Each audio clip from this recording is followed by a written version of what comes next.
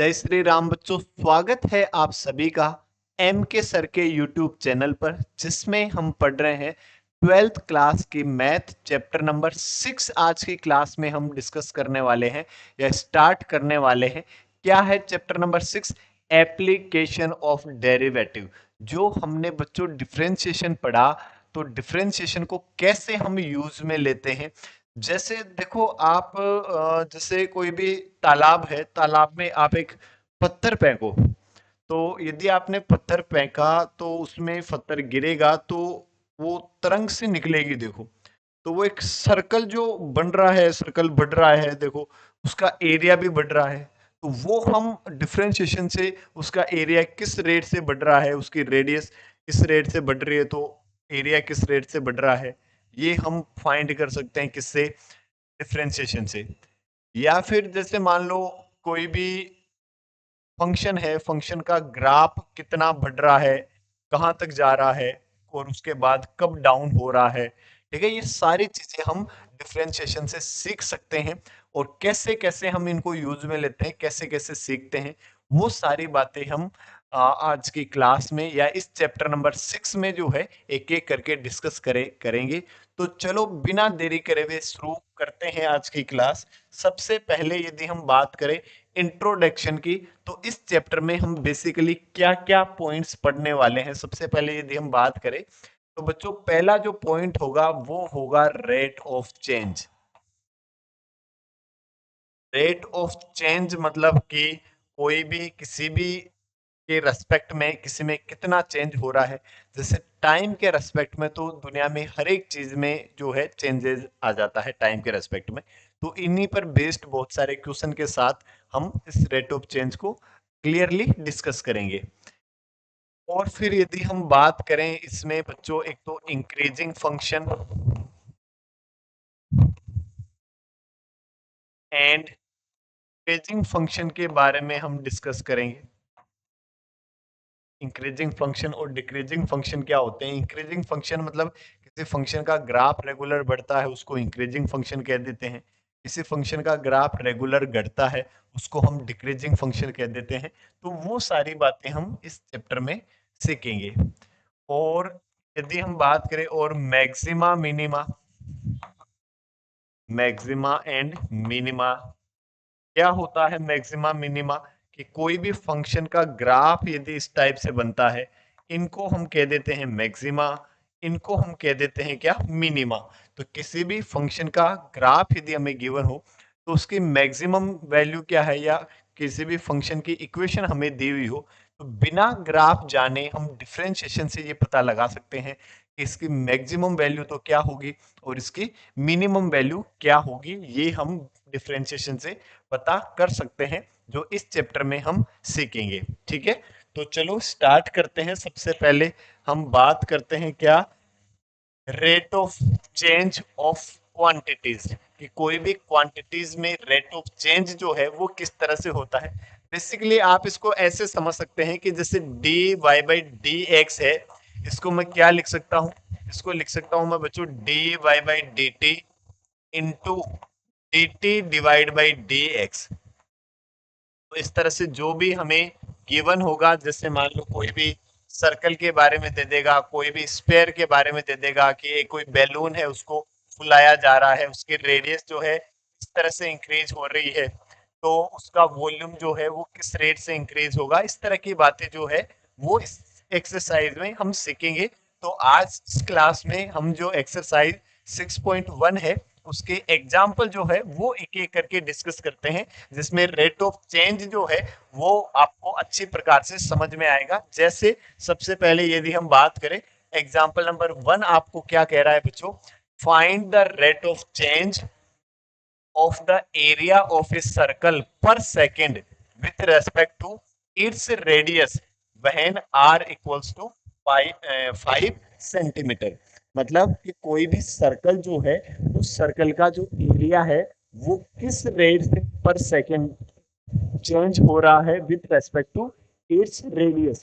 Radius के respect में किसी सर्कल का एरिया किस रेट से चेंज हो रहा है। तो जैसे E equals to, we know that area of circle pi r square, circle का एरिया क्या जानते हैं हम, पाई आर स्क्वायर, ठीक है। तो ए में रेट ऑफ चेंज, इस ए में रेट ऑफ चेंज हमें फाइंड करना टू आर, आर के रेस्पेक्ट में, मींस मतलब हमें बच्चों फाइंड करना है डी ई बाई आर, ये हमें फाइंड करना है कि किसी भी सर्कल के एरिया में हमें फाइंड करना है with respect to its radius, इसकी रेडियस के रेस्पेक्ट में। तो इसको हम डिफरेंशिएट कर देते हैं किसके रेस्पेक्ट में, आर के रेस्पेक्ट में। तो देखो लिख देंगे क्या, differentiate with respect to r, तो हम क्या लिखेंगे इसको, d A divide by d r equals to pi constant है बच्चों, बाहर आ जाएगा d by d r into r square, ऐसे लिख देंगे। पाई तो कांस्टेंट है, बाहर आ जाएगा, और आर स्क्वायर का जो डिफरेंशिएशन है वो हम क्या जानते हैं, 2r, क्योंकि r के रेस्पेक्ट में हम डिफरेंशिएट कर रहे हैं। तो फाइनली हमारे पास क्या आया, d A by d r equals to 2 pi r, और r की वैल्यू आपको क्या गिवन है बच्चों, 5 सेंटीमीटर, ठीक है। तो हम r की वैल्यू 5 पुट कर देंगे तो क्या आ जाएगा, d A by d r at r equals to 5, तो ये कितना आ जाएगा, 2 पाई आर कितना है 5, 5 टू जा 10 पाई सेंटीमीटर पर सेकंड, ये आपका आंसर आ जाएगा। This is your correct answer. Next यदि बच्चों हम एग्जांपल नंबर 2 की बात करें, क्या कह रहा है example number 2, the volume of A cube is increasing eight a rate of 9 cubic centimetre पर second.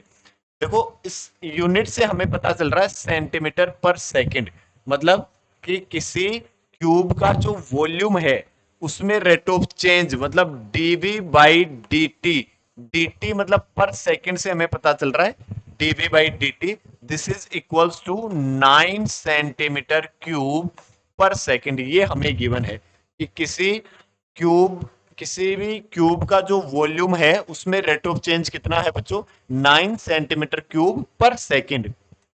How fast is the surface area increasing when the length of an edge is 10 centimetre, कि जब इसकी जो length of as है वो 10 centimetre हो तो इसका एरिया जो है बच्चों वो किस रेट से इंक्रीज हो रहा है, surface area.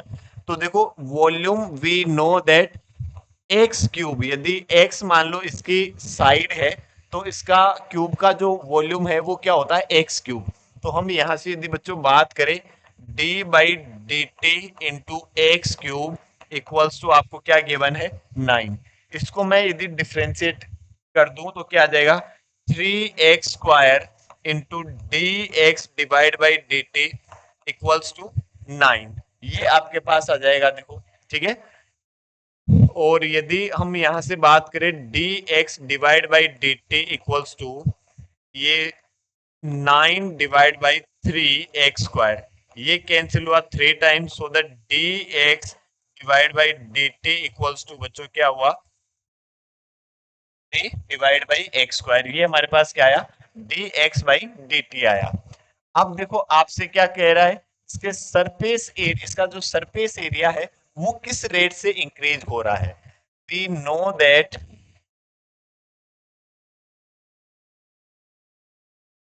The surface area s equals to 6 into side square, ये सरफेस एरिया होता है किसका, किसी क्यूब का सरफेस एरिया कितना होता है, 6x स्क्वायर। अब इसको यदि हमें डिफरेंशिएट कर दे d s divide by d t, तो ये क्या आ जाएगा बच्चों, 6x स्क्वायर का डिफरेंशिएशन कितना, 2x, और x का differentiation D x divide by d T. हमने इसको डिफरेंशिएट कर दिया, x स्क्वायर का डिफरेंशिएशन 2x, और x को डिफरेंशिएट करेंगे तो बच्चों क्या आ जाएगा, d x divide by d t. अब देखो यहां से हमारे पास क्या आया, d s divide by d t equals to, this is 6 टू जा 12x, और d x by d t की वैल्यू हमारे पास क्या है, 3 बाई एक्स स्क्वायर, तो ये हमने पुट कर दिया 3 बाई एक्स स्क्वायर, एक एक्स से तो एक एक्स कैंसिल आ जाएगा, D s divide by d T, और x की वैल्यू बच्चों हमें क्या गिवन है, 10 सेंटीमीटर, x इक्वल्स टू 10, तो दिस इज 12 3 जा 36 और एक एक्स बच रहा है, इसकी जगह हमने पुट कर दिया कितना 10। तो ये फाइनली हमारे पास कितना आया 3.6 सेंटीमीटर स्क्वायर पर सेकेंड। जो यूनिट है सरफेस एरिया की वो क्या है सेंटीमीटर स्क्वायर, और डिवाइड में dt है तो सेकेंड हमने लगा दिया। ठीक है, तो ds बाई dt या rate of change in surface area will be 3.6 centimetre square पर सेकेंड। ये हमारा फाइनल आंसर आ जाएगा। नेक्स्ट यदि हम बच्चों बात करें एग्जांपल नंबर 3 की, क्या कह रहा है देखो example number 3, a stone is dropped into a quick lake and wave move in circles eight A speed of 4 centimetre पर सेकेंड। एक लेक में, एक तालाब में एक स्टोन पत्थर जो है वो फेंका जाता है, तो जो सर्कल है उस circle move in circle eight A speed of 4 centimetre पर सेकेंड। जो सर्कल है वो मूव कर रहे हैं किस स्पीड से 4 सेंटीमीटर पर second. At the instant when the radius of the circular wave is 10 centimetre, how fast is the enclosed area increasing. मतलब जो move in circle eight A speed of 4 centimetre पर second, जो wave है वो 4 centimetre पर second की rate से increase हो रही है। मतलब जो बच्चों आर है, आर में रेट ऑफ चेंज जो है आपको गिवन है 4 सेंटीमीटर पर सेकेंड, ये आपको गिवन है। देखो आपसे कह रहा है if r equals to 10 centimetre then how fast is the enclosed area increasing. R equals to आपके पास है 10 सेंटीमीटर, तब जो एरिया है वो किस रेट से इंक्रीज हो रहा है। तो area we know that area A equals to this is pi r square. जो एरिया है सर्कल का वो कितना है बच्चों पाई आर स्क्वायर। अब इसको हम डिफ्रेंशिएट कर देंगे विथ रेस्पेक्ट टू टी, तो d A divide by d t equals to क्या आ जाएगा pi constant d by d t into r square, ये हुआ। इसको यदि हम डिफ्रेंशिएट करें d A divide by d t, ये पाई आर स्क्वायर का क्या हुआ 2r और r का e r divide by d t. देखो d r by d t की वैल्यू हमारे पास 4 है, r की वैल्यू हमारे पास 10 है, तो इसमें पुट कर देंगे यदि हम e a divide by d t equals to 2 pi r कितना है बच्चों 10 और d r by d t ये कितना गिवन है हमें 4। तो फाइनली कितना आ जाएगा 40 इंटू 2 80 पाई सेंटीमीटर स्क्वायर पर सेकेंड। ठीक है, ये एरिया जो है वो इंक्रीज हो जाएगा कैसे 80 पाई सेंटीमीटर स्क्वायर पर second. That is your answer, ये आपका आंसर आ जाएगा। यदि हम बात करें बच्चों एग्जाम्पल नंबर 4 की, तो क्या कह रहा है example number 4, the length x of a rectangle is decreasing eight the rate of 3 centimetre per minute. कि किसी रेक्टेंगल जो है, कोई भी रेक्टेंगल है, इसकी लेंथ ये मान लो x है और विड्थ जो है ये आपको गिवन है y। ठीक है, तो x में रेट ऑफ चेंज मतलब dx डिवाइड बाई dt ये आपको गिवन है बच्चों क्या decreasing eight the rate of 3 centimetre per minute. जब लेंथ ऑफ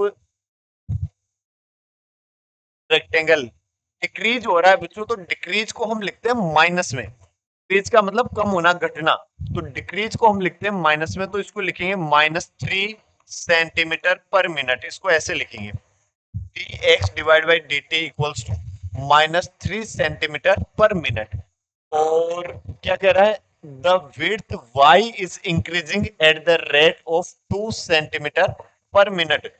जो y में रेट ऑफ चेंज है वो 2 सेंटीमीटर पर मिनट से इंक्रीज हो रहा है। इंक्रीज को हम पॉजिटिव लिखेंगे, means d y by d t जो है वो आपको गिवन है 2 सेंटीमीटर पर मिनट, इसको हम पॉजिटिव लिखेंगे। देखो फिर क्या कह रहा है when x equals to 10 centimetre and y equals to 6 centimetre find the rate of change of a the perimeter and the area of the rectangle.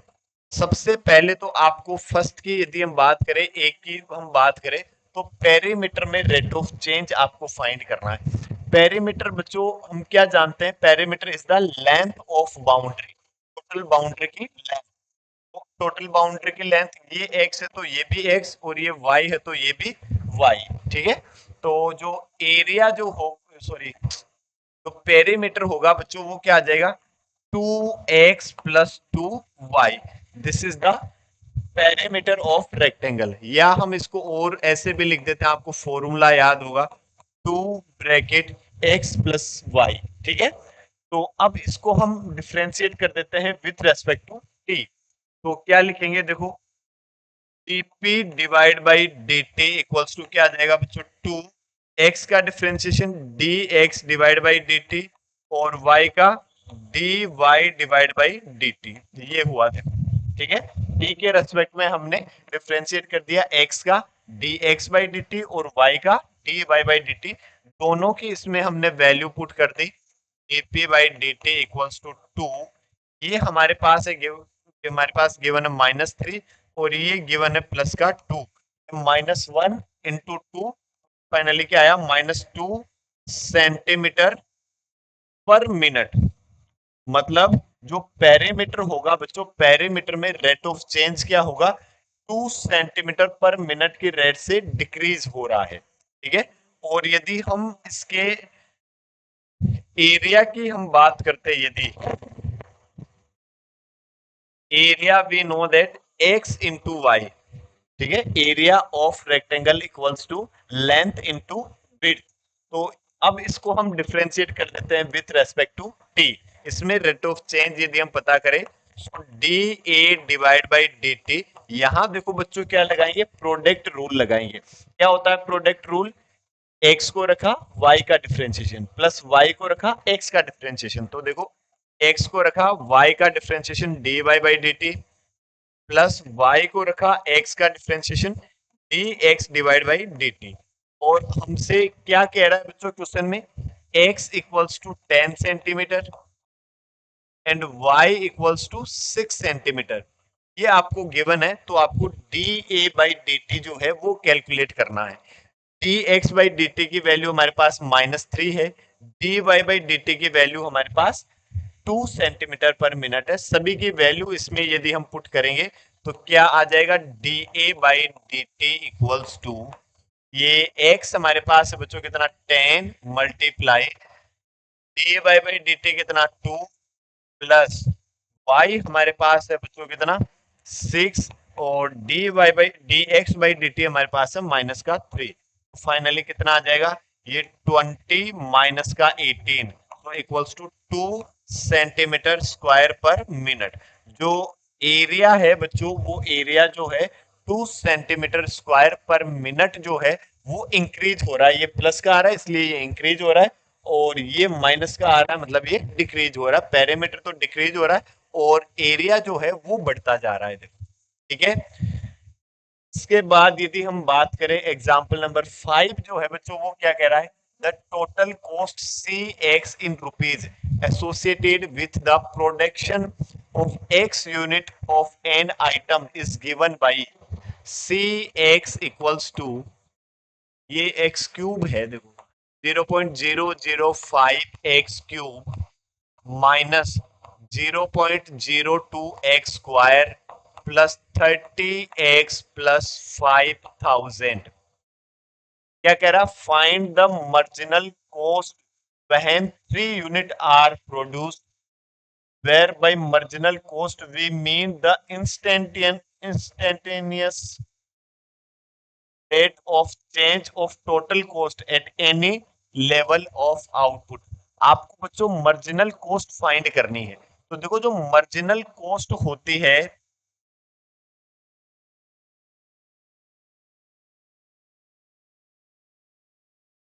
ये बच्चों होती है डी बाई डी एक्स जो है सी एक्स। मतलब ये जो आपको फंक्शन गिवन है इसको डिफरेंशिएट कर दो और x की वैल्यू 3 इसमें पुट कर दो, बस वही आपका आंसर मार्जिनल कॉस्ट आ जाएगा। ठीक है, तो मतलब इसको यदि हम पता करें तो marginal cost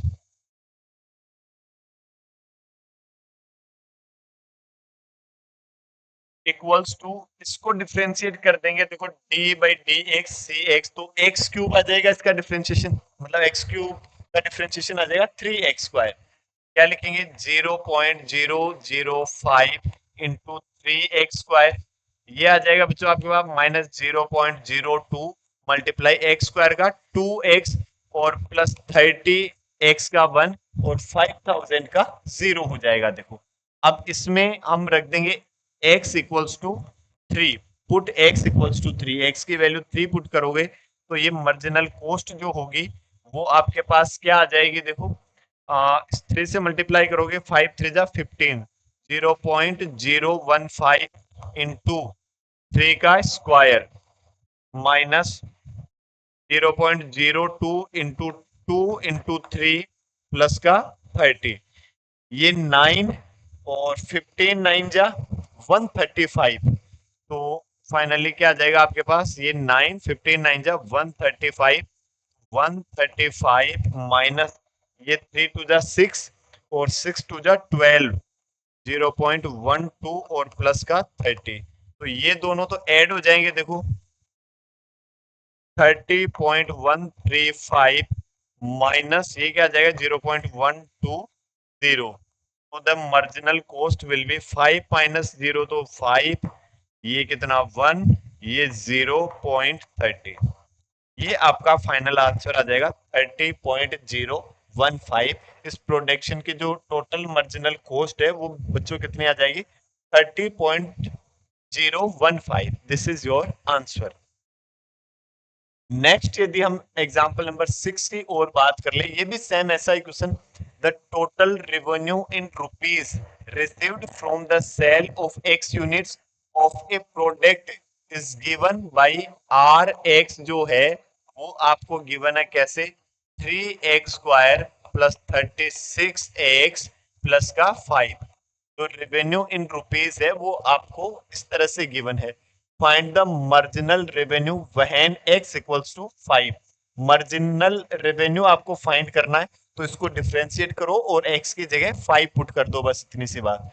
where by marginal revenue we mean the rate of change of total revenue with respect to the number of item sold at an instant, मतलब कि x के रेस्पेक्ट में इसमें रेट ऑफ चेंज जो होगी वही क्या है मार्जिनल रेवेन्यू है।